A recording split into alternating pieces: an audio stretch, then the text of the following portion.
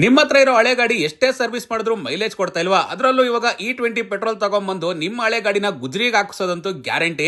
ಅದಕ್ಕೆ ತಲೆ ಕೆಡ್ಸ್ಕೊಳಕ್ ಹೋಗ್ಬೇಡಿ. ಈ ಜಾಗಕ್ಕೆ ತಗೊಂಡ್ಬನ್ನಿ, ಪಕ್ಕ ನಿಮ್ ಪೆಟ್ರೋಲ್ ಗಾಡಿನ ಪ್ಯೂರ್ ಇವಿ ಗಾಡಿಯಾಗಿ ಕನ್ವರ್ಟ್ ಮಾಡ್ಕೊಡ್ತಾರೆ. ಲಕ್ಷಾಂತರ ರೂಪಾಯಿ ಕೊಟ್ಟು ಇವಿ ಗಾಡಿ ತಗೊಂಡ್ರು 108 ಪ್ರಾಬ್ಲಮ್. ಆದ್ರೆ ಇಲ್ಲಿ ಆ ತರ ಪ್ರಾಬ್ಲಮ್ ಯಾವುದೂ ಇಲ್ಲ. ಈಸಿಯಾಗಿ ಬ್ಯಾಟ್ರಿನ ಒಬ್ರು ಕ್ಯಾರಿ ಮಾಡಬಹುದು. 3 ಅವರ್ ಚಾರ್ಜ್ ಮಾಡಿದ್ರೆ ಸಾಕು. 60 ರಿಂದ 70 ಕಿಲೋಮೀಟರ್ ಬೆಂಗಳೂರೆಲ್ಲ ಜಮ್ ಅಂತ ಸುತ್ತಾಡಬಹುದು. ಈಸಿಯಾಗಿ ನೀವೇ ಇನ್ಸ್ಟಾಲ್ ಕೂಡ ಮಾಡ್ಕೊಬಹುದು. 14 ರೂಪಾಯಿ ಹಂಗೆ ಖರ್ಚಾಗುತ್ತೆ ಒಂದ್ ಫುಲ್ ಚಾರ್ಜ್ಗೆ. ಇದರಿಂದ ನಿಮ್ ಹಳೆ ಗಾಡಿ ಇಂಜಿನ್ ಗಳೆಲ್ಲ ಸ್ಕ್ರಾಪ್ ಹೋಗ್ತವೆ. ಆ ತರ ಆಗೋದ್ ಬೇಡ ಗುರು ಅಂತಂದ್ರೆ ಹೈಬ್ರಿಡ್ ಆಪ್ಷನ್ ಕೂಡ ಇದೆ ಇಲ್ಲಿ.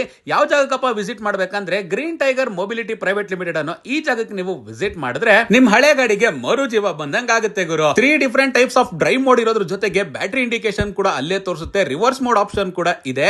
1.82 ಕಿಲೋವಾಟ್ ಬ್ಯಾಟರಿ ಹೊಂದಿರುವ ಈ ಗಾಡಿ ಈಸಿಯಾಗಿ ಸಿಟಿಲಿ 60 to 70 ಕಿಲೋಮೀಟರ್ಸ್ ಓಡುತ್ತೆ. ಆರ್ಟಿಒ ಬಗ್ಗೆ ತಲೆ ಕೆಡಿಸ್ಕೊಳ್ಳಕ್ಕೆ ಹೋಗಬೇಡಿ.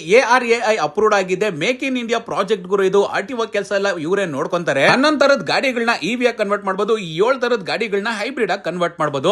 2 ವರ್ಷ ಬ್ಯಾಟರಿ ವಾರಂಟಿ, 1 ವರ್ಷ ಮೋಟರ್ ವಾರಂಟಿ. ಇವಿ ಗಾಡಿದು ಇನ್ಸ್ಟೆಂಟ್ ಪಿಕಪ್ ಬಗ್ಗೆ ಅಂತೂ ಮಾತಾಡಂಗೆ ಇಲ್ಲ. 0 to 40 ಬರೀ 4.5 ಸೆಕೆಂಡ್ಸ್ ಅಲ್ಲೇ ಟಚ್ ಆಗುತ್ತೆ. ಮೋನೋ ಸಸ್ಪೆನ್ಷನ್ ಇರೋ ನಿಮ್ ಸ್ಕೂಟರ್ ನ ಡ್ಯೂಯಲ್ ಸಸ್ಪೆನ್ಷನ್ ಆಗಿ ಮಾಡ್ಕೊಡ್ತಾರೆ. ಇನ್ಯಾಕ್ ತಡ ಮಾಡ್ತಾ ಇದ್ದೀರಾ? ನಿಮ್ ಹಳೆ ಗಾಡಿಗೆ ಮರುಜೀವ ಕೊಟ್ಟು ಸಿಟಿ ಎಲ್ಲ ಜಮ್ ಅಂತ ಓಡಾಡಿ.